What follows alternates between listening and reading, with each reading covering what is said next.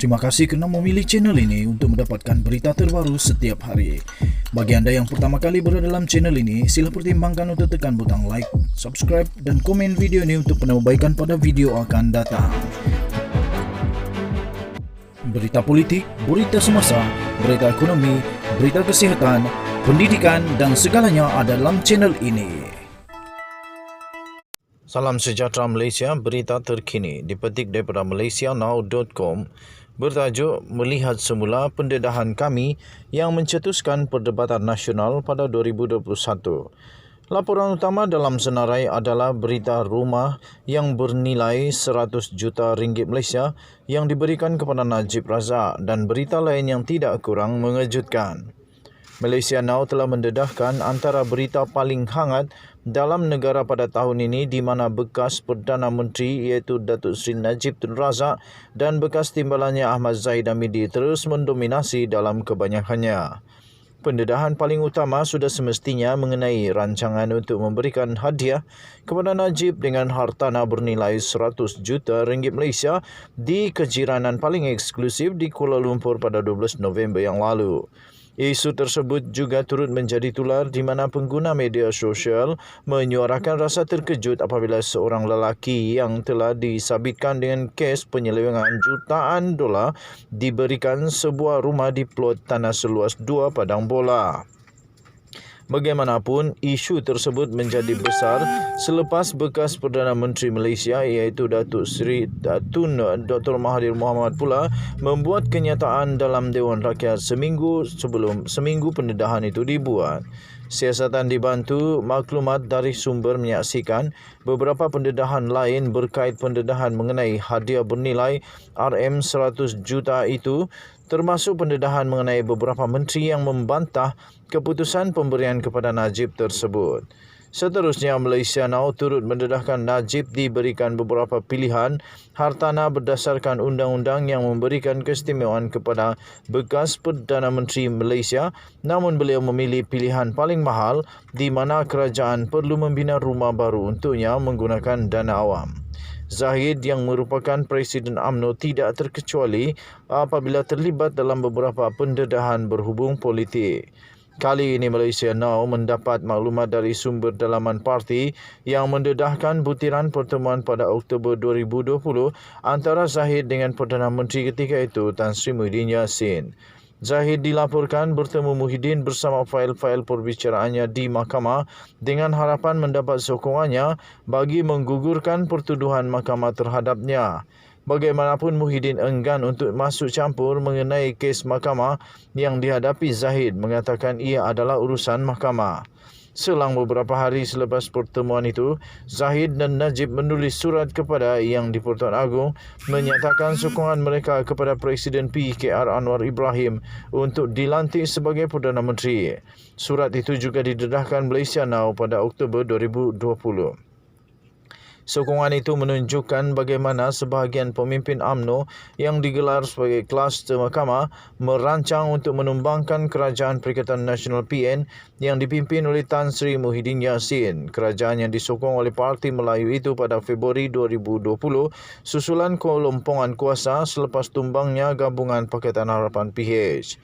Rancangan politik sedemikian kemudiannya berlarutan dan sekali lagi pada 7 April, Malaysia Now telah mendedahkan rakaman perbualan telefon antara Zahid dan Anwar di mana kedua-duanya didengar merancang hasil keputusan Perhimpunan Agung UMNO beberapa hari sebelumnya. Dalam perhimpunan parti itu, Zahid dan Najib menggesa UMNO untuk memutuskan kerjasama dengan Bersatu yang dilihat sebagai menetapkan nada bagi kudeta menjatuhkan Muhyiddin 4 bulan selepas itu. Zahid juga mengambil peluang momentum yang sudah meningkat dalam partinya bagi mendapatkan sokongan perwakilan UMNO untuk memutuskan hubungan dengan Bersatu dengan meneruskan kempen dalam kalangan pemimpin UMNO, utama UMNO bagi memutuskan hubungan sepenuhnya dengan Kerajaan Perikatan Nasional. Tetapi pendedahan Malaysia Now berhubung apa yang diperkatakan oleh pemimpin UMNO dalam mesyuarat tertinggi selama 4 jam yang dipengerusikan Zahid menunjukkan Presiden UMNO itu berdepan dengan kesukaran untuk meyakinkan anggota kanan partinya dalam usaha untuk menjatuhkan kerajaan Muhyiddin. Ramai yang mempersoalkan cadangan Zahid dan Najib yang mahu anggota kabinet dari parti itu meletakkan jawatan bagi menjatuhkan kerajaan pada musim pandemik. Bantahan sedemikian turut mencerminkan pendirian kebanyakan menteri dan timbalan Menteri UMNO, MCA dan MIC yang enggan mendengar gesaan Zahid dan Najib supaya mereka meletakkan jawatan. Tahun 2021 juga menyaksikan Malaysia Now mendedahkan bagaimana ahli politik berpangkat rendah berkelakuan ketika berkuasa. Dalam pendedahan ini, kami mendedahkan bagaimana pemimpin amanah Khalid Samad ketika memegang jawatan Menteri Wilayah Persekutuan secara peribadi memberikan sokongan terhadap permohonan satu syarikat pemaju hartanah swasta untuk menterbalikkan keputusan Jabatan Tanah yang membatalkan pemindahan sebuah plot tanah di Kuala Lumpur. Berikutan respon beliau yang mempersoalkan laporan kami, Malaysia Now kemudiannya menerbitkan beberapa imej surat di mana Khalid sendiri meletakkan nota dan tanda tangannya. Ini merupakan bagaimana pegawai kanan tidak mematuhi peraturan yang digariskan oleh mereka sendiri. Dasar PH yang melarang sebarang tindakan yang boleh dilihat sebagai menggunakan pengaruh jawatan kementerian tersebut, membuat surat sokongan atau memberikan arahan yang boleh mempengaruhi sebarang keputusan. Isu tanah juga turut menjadi tajuk utama pendedahan Malaysia Now. Kami melaporkan bagaimana Selangor telah memberikan tanah milik kerajaan negeri kepada syarikat gergasi hartanah Berjaya Lane ekoran kegagalan sebuah syarikat milik kerajaan negeri untuk membiayai satu projek mega. Kami juga turut mendedahkan dapatan audit syarikat milik kerajaan negeri Landasan Lumayan Sendirian Berhad yang tidak mengamalkan perbelanjaan berhemah walaupun mengalami kerugian. Sebaliknya, pengarah-pengarah syarikat itu diberikan bonus 4 bulan gaji, kenaikan 6% gaji dan menaikkan gaji pengarah urusan dari 29,000 kepada 37,000. Bukan hanya ahli politik saja yang menjadi tajuk utama sebahagian laporan penyiasatan kami. Mereka yang mempunyai hubungan dengan ahli politik juga turut dinamakan dalam beberapa laporan. Ia termasuk pendedahan mengenai Vinod Shekhar, iaitu seorang teman rapat Anwar di mana kami melaporkan ahli perniagaan itu memperoleh kontrak berbilion ringgit dari Hungary, membuatkan ramai yang memberikan perhatian mengenai ketelusan kewangan menyuarakan ketidaksenangan.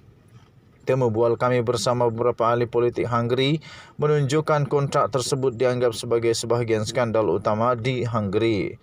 5 bulan selepas kami melaporkan kontrak bernilai 2.5 bilion untuk membekalkan peralatan perubatan kepada kerajaan Hungary, beberapa agensi kerajaan telah menyerbu pejabat yang dikaitkan dengan Vinod di Bangsar sebagai sebahagian daripada siasatan pengubahan wang haram dan lari cukai yang dipercayai berkaitan dengan kontrak mega tersebut. Sekian berita. Malaysia kita punya, cintai Malaysiaku. Jangan lupa tekan butang subscribe, like dan share.